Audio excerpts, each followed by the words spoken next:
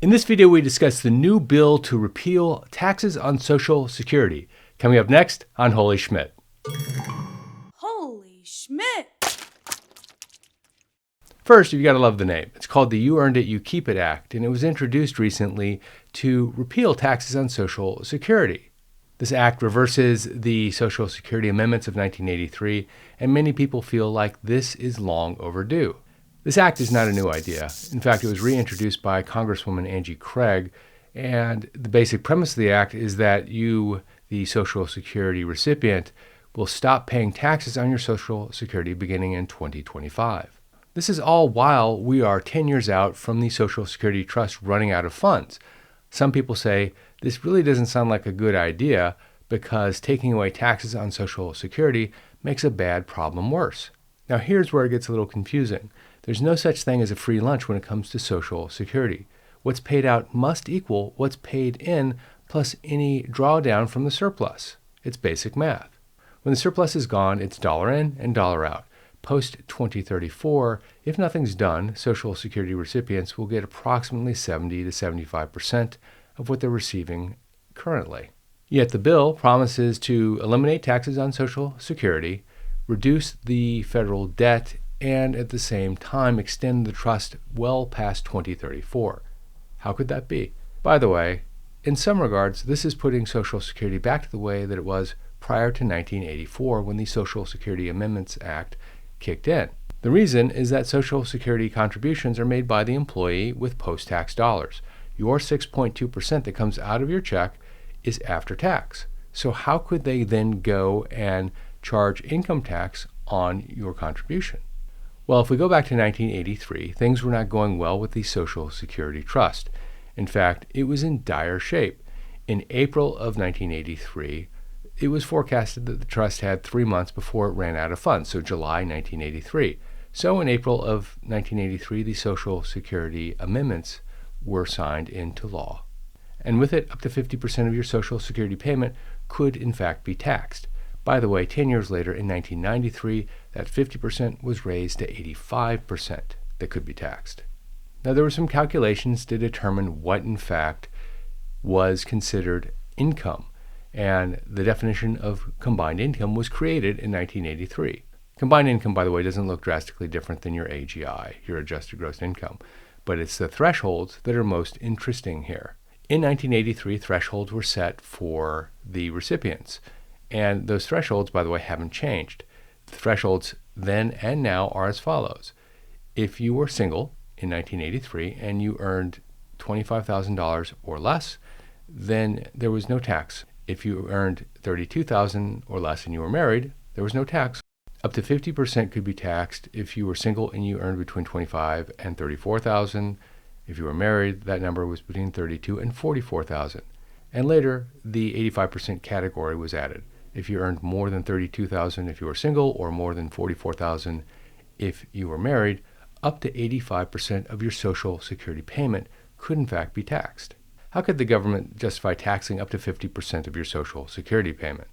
Well, the reason is that there's something called an employer match. When you contribute to your Social Security with post-tax dollars, your employer contributed as well, but your employer also got a tax deduction, and they paid exactly 50% of the overall pot, so they matched you dollar for dollar.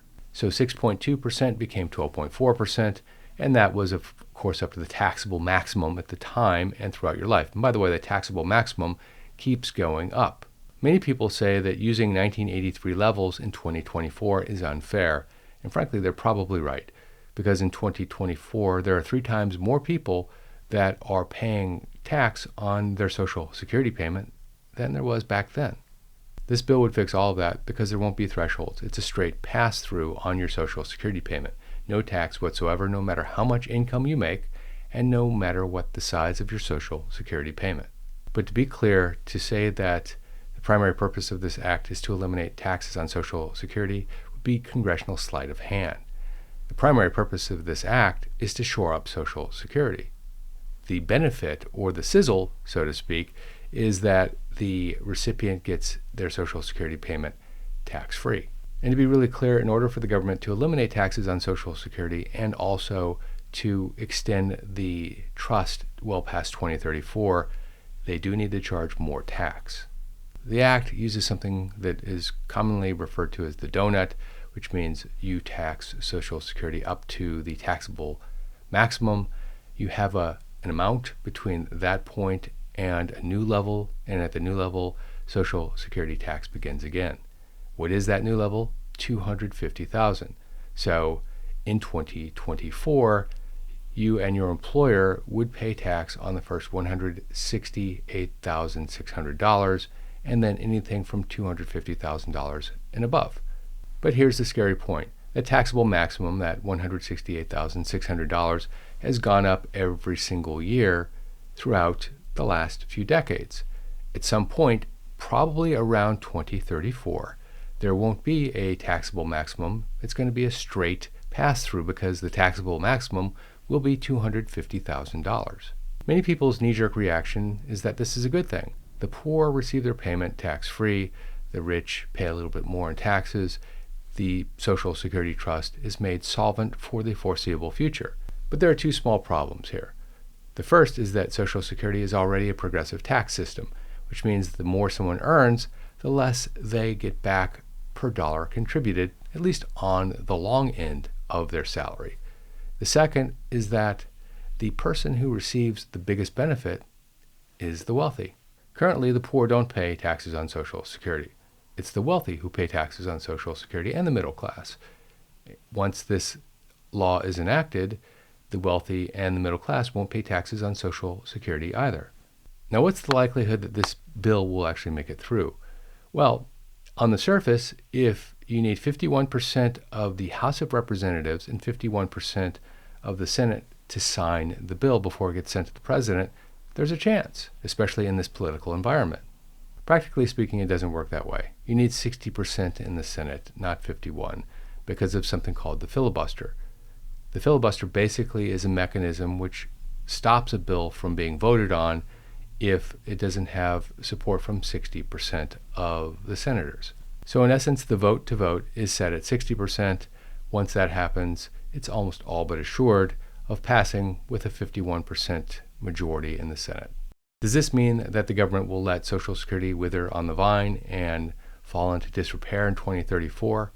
I highly doubt it. Think back to the beginning of this video. I said that the Social Security amendments of 1983 were signed into law in April of 1983, but the trust was due to run out of funds in July of 1983. That's 3 months. The makeup of Congress at the time, the Senate was 53% Republican, the House of Representatives 61.5% Democrat, and the president was one Ronald Reagan, a Republican. The fact is, every time Congress is faced with an existential threat to the United States, it has risen to the occasion. I can cite dozens of times, and it's probably hundreds of times that we just don't know about. The one that comes to mind immediately is, of course, the Social Security amendments of 1983, but also think back to the global financial crisis. In October of 2008, Congress agreed to pass legislation to fund the banks, even though the banks didn't have funding themselves, given what was going on. As an aside, that was happening all over the world. It wasn't just happening with our Congress, it was happening with all sorts of Congresses in all or most of the major countries across the Western world. And then, of course, last Saturday, Congress finally voted to pass the funding bill after extending and extending and extending. There wasn't a situation where the government actually shut down, because that has catastrophic effects for all sorts of things. So more than likely, who does what with Social Security to shore it up won't be an issue for this president or even the next president, but probably the one after that, and maybe even the one after that. If it took 3 months in 1983, the government can move very quickly when it actually needs to move. And imagine what would happen if a voting base of 65 million people suddenly found out that their Social Security payment was cut by 25 to 30%. So it will get fixed, in my humble opinion. If you like this video, check out that video on how to pay zero taxes on Social Security. This is Jeff Schmidt. Thanks for watching.